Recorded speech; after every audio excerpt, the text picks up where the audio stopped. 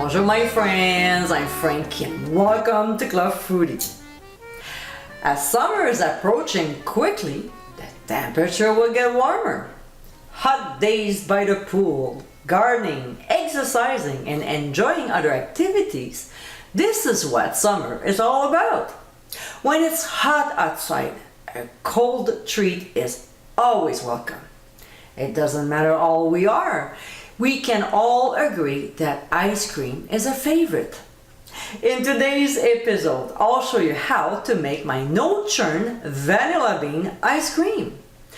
As I've said many times before, homemade is the best, and this ice cream proves it. This is the best way to enjoy this cold treat because it's less money than buying it from the store. Plus, the flavor is absolutely out of this world. So my friends, let's get cooking. In a large mixing bowl, we'll combine a can of sweetened condensed milk, pure vanilla extract, the seeds of 1 vanilla bean, and fleur de sel, which is a very fine sea salt. We'll whisk the ingredients until very well blended and set aside. Now we'll make some whipped cream, but we'll not be making the full recipe for a regular one. So we'll pour heavy cream in a very chilled bowl of a stand mixer. With the whisk attachment also very chilled, we'll process on low speed until firm peaks form, about 2.5 to 3 minutes. Just make sure to not overdo it, otherwise you'll end up with butter.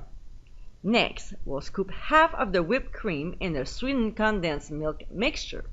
We'll gently fold in the ingredients together, then we'll take this and add it to the remaining whipped cream. We'll fold until well blended. We'll pour the mixture into a 9 by 5 by 3 chilled, that's important, metal loaf pan. We'll level it out using a spatula before covering with plastic wrap and transferring to the freezer for at least 5 to 7 hours. And my friends, this is our no-churn vanilla bean ice cream.